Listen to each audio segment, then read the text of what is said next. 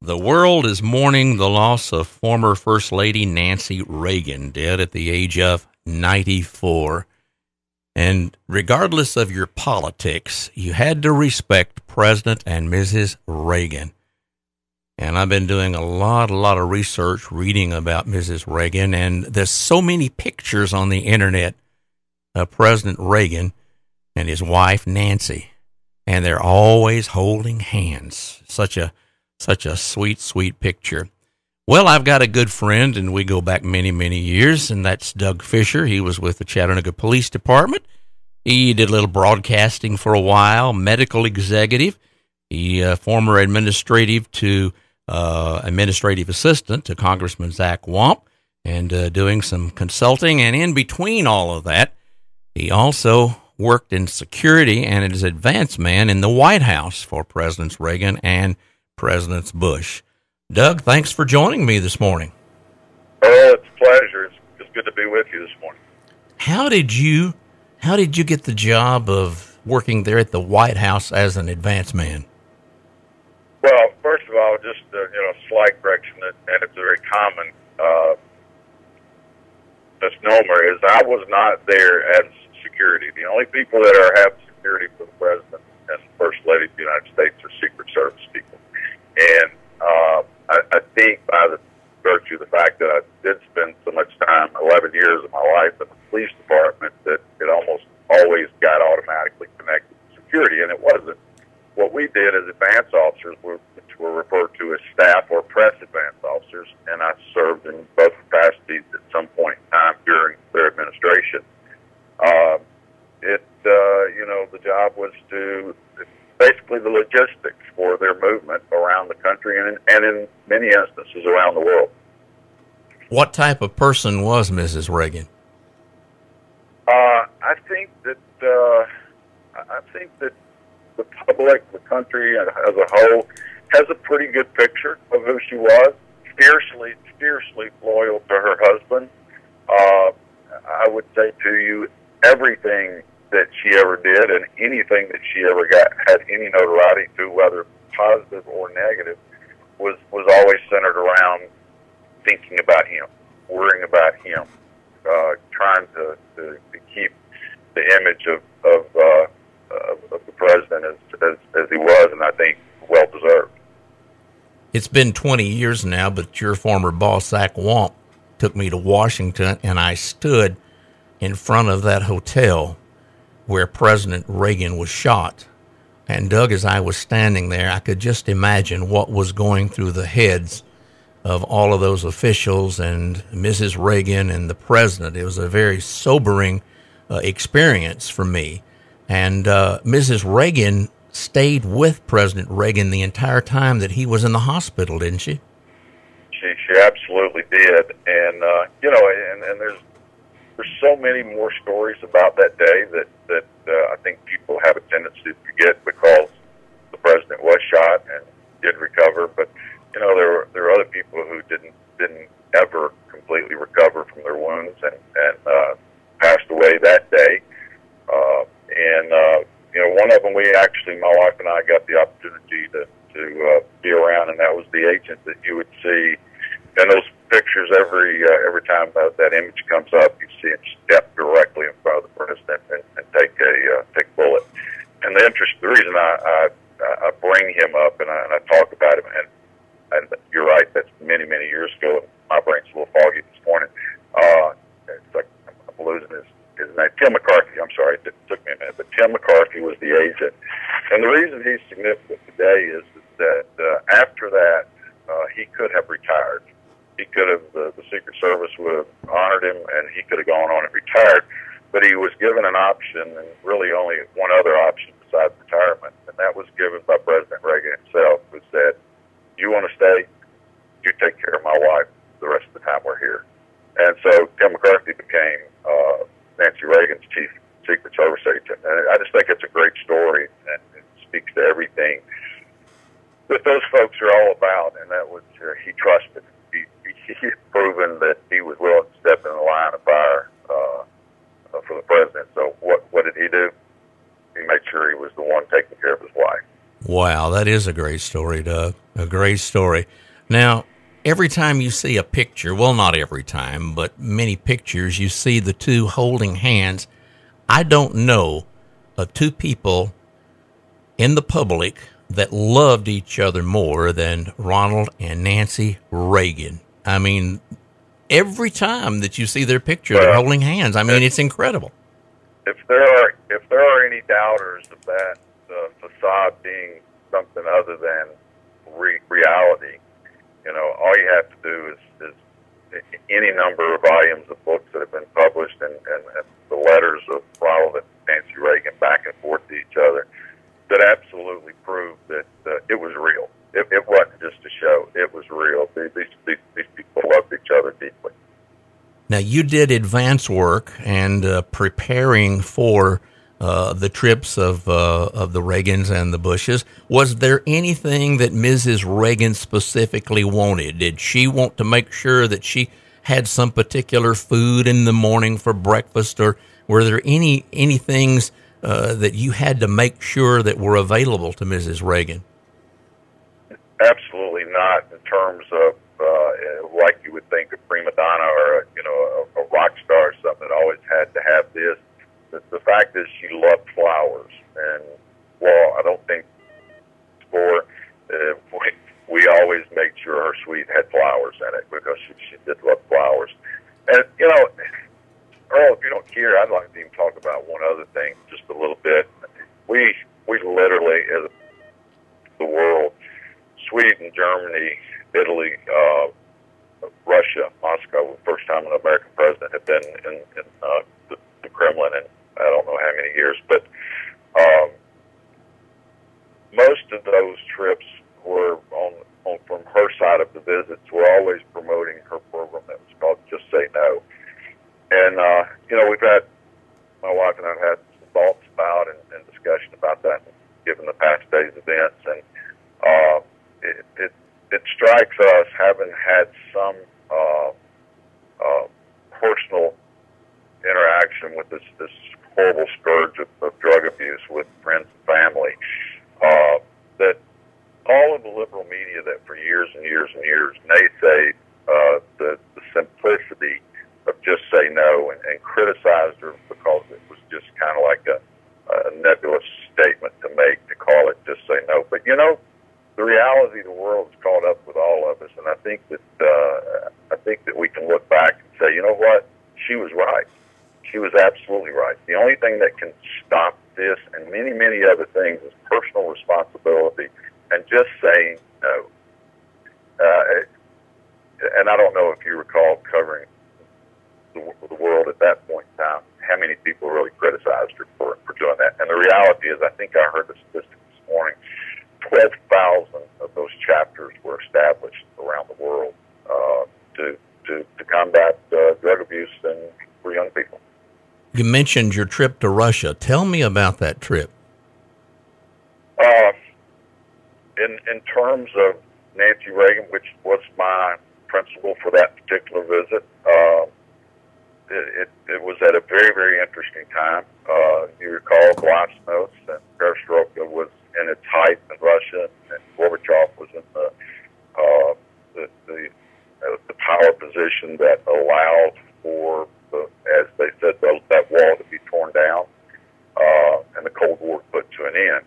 I would suggest to you that the likes of Nancy Reagan really only enhanced and stood fast and sure that we were serious about what we were saying and what we were doing.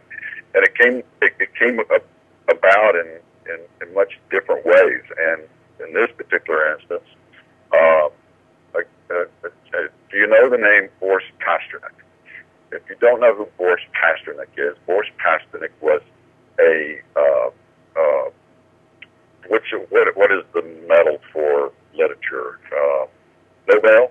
Is it, I believe you're right. Yeah, I think it's Nobel Peace Prize winner that was Russian, and the Russian government absolutely disowned him and banned him, his books from the country. He wrote Dr. Zhivago. It was one of his most famous pieces. And so Mrs. Reagan wanted to go visit his home and his gravesite. And boy, the Russian government just absolutely threw a fit. They absolutely did not want him honored and brought up, even at that point in time in history. And the reality of the world is that she said, not just no, heck no, we're going. And sure enough, that was one of my particular events. There was the gravesite of Boris Pasternak, of which she did attend, of which when the Reagans left Russia, nearly immediately after Gorbachev rescinded and took away all of the past denunciations of Boris Pasternak, and he was held up as a great Russian writer. Mm. And that only happened because she stood strong and said, I don't care what you think. That's what I'm doing. She stood her ground. She was a tough lady. Did you ever have any personal conversations with her? Yeah, I did. I don't want to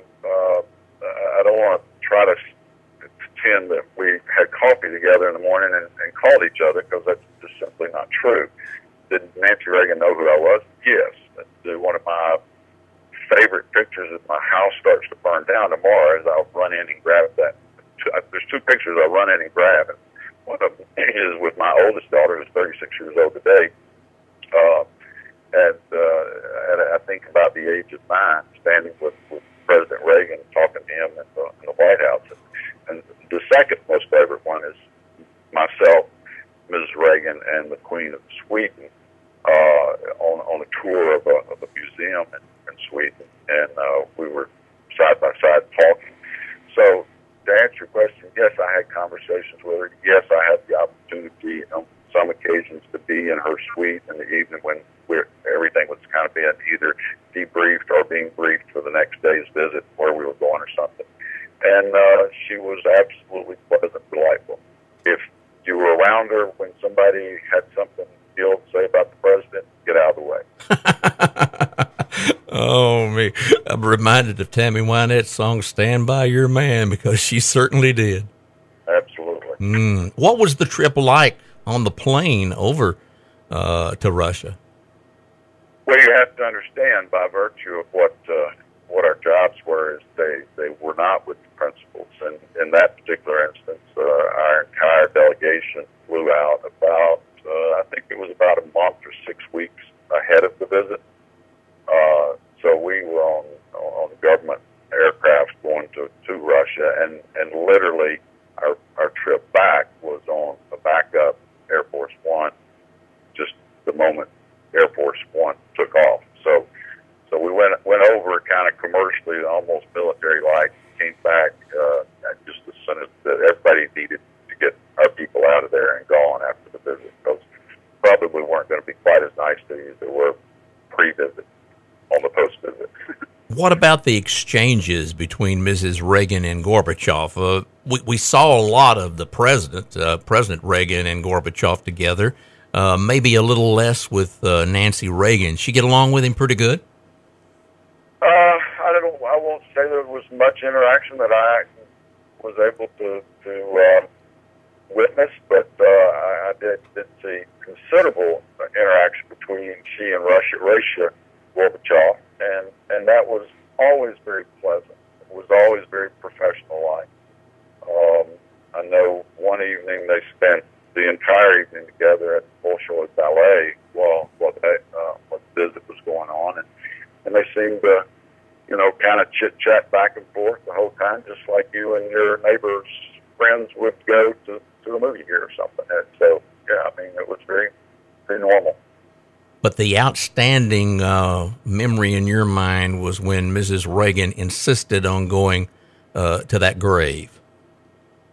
Yeah, I mean, I just think it showed who she was. A similar thing had happened a couple of years before in Germany when it was discovered a gravesite that the president was going to visit in Pittsburgh, Germany. The visit was established while snow was on the ground, and all it was known as they were German war dead. And as the spring melt came and all the graves became visible, it was discovered that they were all SS. And it was very, very controversial that the president, Mr. Reagan, would go there to lay a wreath and honor the German war dead. And, same thing. They basically, Reagan said, and she was very much a part of that decision, I happen to know, is that we made a decision to go somewhere to do something. The fact they were a group that we didn't like wasn't the point. We didn't like any of the German soldiers. But the fact is they were human lives, and they were fighting for the country, doing what they were told to do. So the president continued that visit. You probably go back and research that on the internet, and you'll find that to be a true story. What about your trip with Mrs. Reagan to Sweden? That one was pretty interesting. Our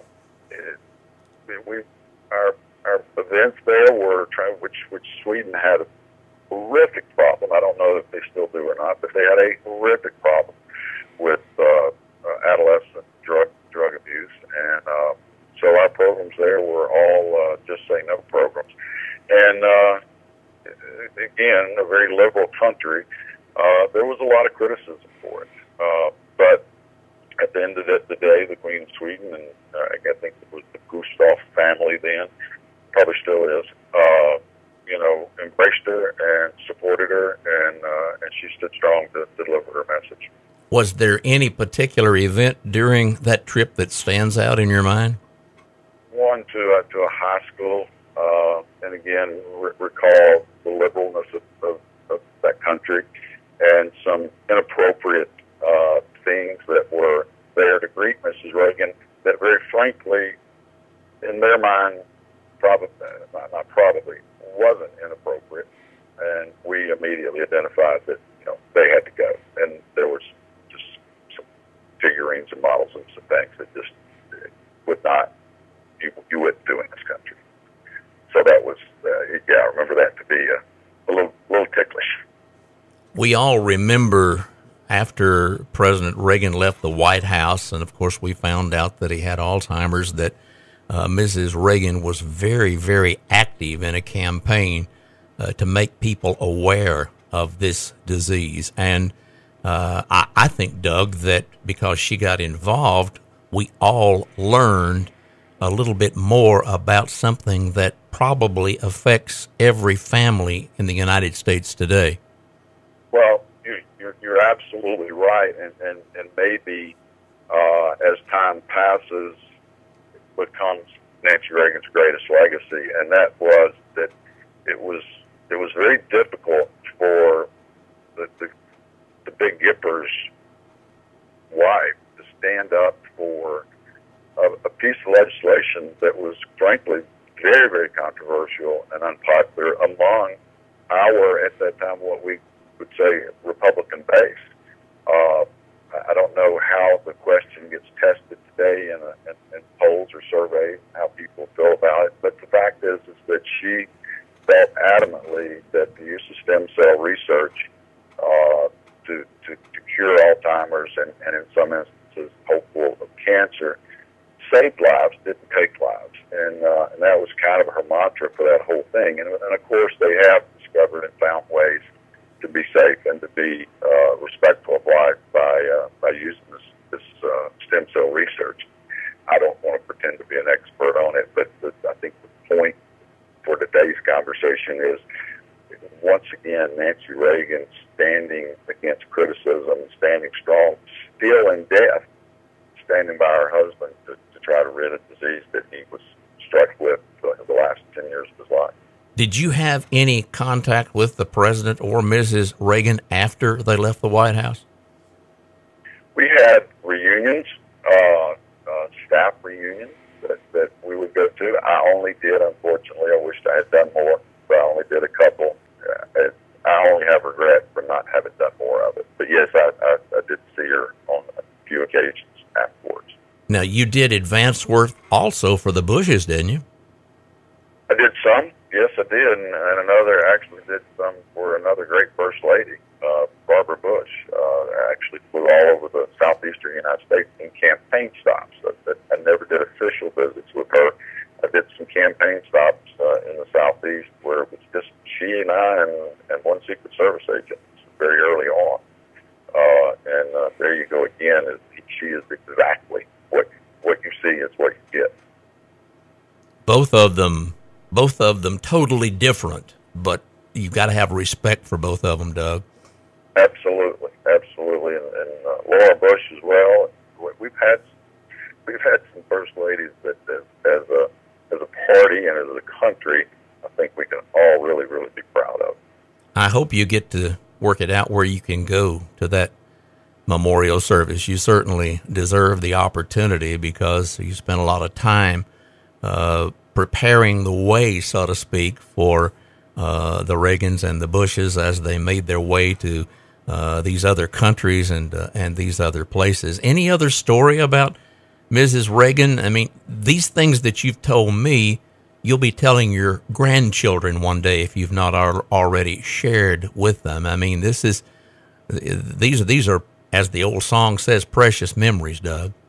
Well, my wife has continually hounded me to write. I'm not a big writer. I'm not a good writer, but she told me that I need to get them journaled somewhere, someplace to be able to share them and pass them along. And some of the photos I have and memorabilia, we have a book in our living room today that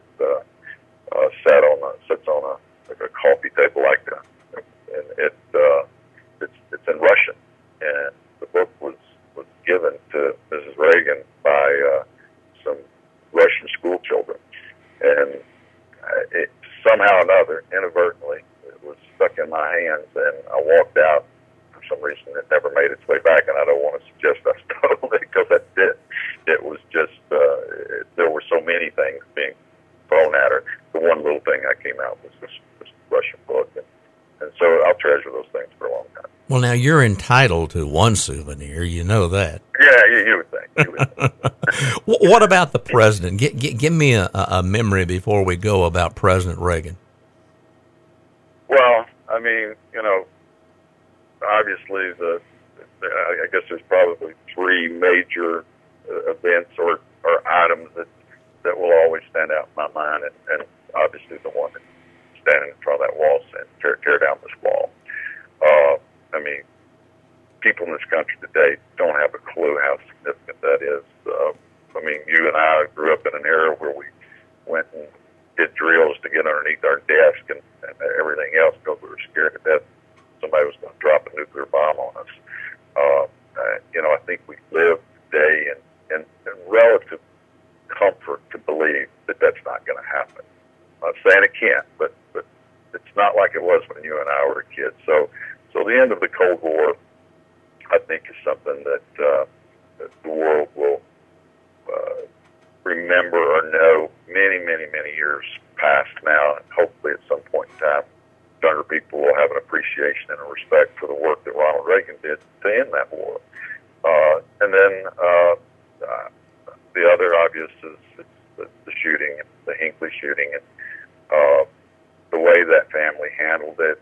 I mean, you just kind of picture things today the way they are now as opposed to the way they were then. And you just can't imagine anybody handling anything with more grace, dignity, strong toughness, and I just don't see that happening today. And then, of course, for me, it will be a huge, huge impact on me the rest of my life. Is standing late at night in the middle of Red Square with only about 4 or 5 of my colleagues and friends that we had worked together so long, putting these trips together. And it was over. It was the last night of, and we weren't a part of the event that was going on inside of the Kremlin. And the limousine came out of the Kremlin. We just looked up and happened that it was there at the same time we were, and we all stopped, and the Reagans got out. They got out and looked around Red Square. It was quite a sight, and waved at us, blew kisses, and then hopped in a limousine and off they go to their hotel. So that was a memory that I'll never forget. Did Mrs. Reagan say anything or just smile? No, just smile. They just smiled. They just got out for a second, kind of like they wanted to take one last look and say, job well done. We did it. Got it done. What about her sense of humor? That's something we've not touched on, and I did want to ask you about that. I'll say at least she received that sense of humor well, because I know of a few cases where one of our guys that was one of our, what we would call the lead advance officer, Frank McKay, a New Yorker, pulled some really funny little tricks on her and stuff. Showed up in her suite with this big, colorful afro-like hairdo thing on his head. For a guy in a suit, that looked kind of funny, and she laughs and enjoys those things. I never saw or witnessed her personal sense of humor. I won't say, I'm not saying that she didn't have a sense of humor, but she was a pretty serious lady. Great lady, great lady. Doug, you have experiences, and as I said, you'll be telling your family about these experiences when you're sitting on your porch in your rocking chair. And well, some of them are going to be about me and Earl Friedenberg sitting out at the SWAT team pulled up for about 24 hours waiting to get somebody out of a building, or Lord knows what else you and I've been through. But trust me that those will get the same amount of treatment as dealing with people in those great positions as the Reagans were. Those mean as much to me, Earl, as being with you and the times we spent together. What are you doing now? Are you still doing consulting work? I'm not. It's a real long story, and I won't bore your listeners with that this morning, but I'm now the Director of External Affairs for Comcast. And it's a very challenging time in our industry. I have Southeast Tennessee, North Georgia, and the state of Alabama, where it's a changing world in broadband, and changing world in the way the consumer views you and that sort of thing. So it's going to be a great one for me to go out with. That's my plan. So if my cable goes out, I'll just call you. Well, if you've got Comcast cable, I would expect you to call. Doug Fisher, I really appreciate you sharing your memories with us about your trips around the world with the Reagans and the Bushes. And if you write a book, I look forward to reading it. Very good. It was an honor. Thank you, Earl, and thank you to your listeners for listening to me. Bye-bye. Have a good day. Thank you, too. Doug Fisher, ladies and gentlemen. And as I said, he worked with the Chattanooga Police Department, broadcasting, medical executive. He was administrative assistant to former Congressman Zach Wamp, did consulting, and he's now with Comcast. And during all of that, why, he served as an advance man during the Reagan and Bush White Houses.